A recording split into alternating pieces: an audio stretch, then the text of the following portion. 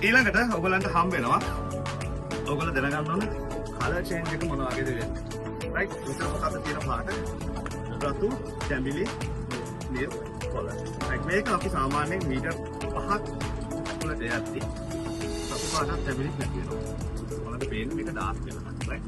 ඊට පස්සේ අපි බලමු ඩීප් එකේදී කොච්චරක් වෙනස් වේද කියලා. රයිට්. එතකොට ඔයගොල්ලෝ දැනගන්න ඕන සාමාන්‍යයෙන් අපි අඬවට ගත්ත ෆොටෝස් ඔයගොල්ලෝ ෆොටෝස් අරගත්තා. ඔක නෝට් එකේ. ඒ ෆොටෝස් වල අඳුරු ගතියක් තියෙනවා. අපි රෙඩ් පෙන්නන්නේ නැහැ. රයිට්. සාමාන්‍යයෙන් අතක් කිම්ම තුවාල වලට මොන වගේද පෙන්නන්නේ? කොළ පාටට පෙන්නන්නේ නේ. ඒකට අපි හිතනවා හල්ක් වෙලා. හරි. අපි හල්ක් වෙලා කියලා තමයි අපිට හිතෙන්නේ. චූටි කාලේ මම අවුරුදු 14 තාත්තා එක්ක පටන් ගත්තේ. මගේ අතේ කපන වතුර යන්නේ මං හිතුවා හල්ක් කියලා. ගොඩාම ඒ සෑම්ම තමයි සමිත්ම තමයි හල්ක් කියලා නෑ. රයිට්.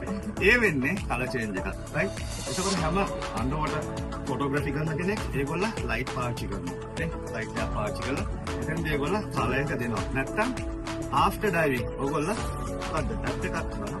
කලර් එක එඩිට් කරනවා. රයිට්. ඒකත් බලා ගන්න.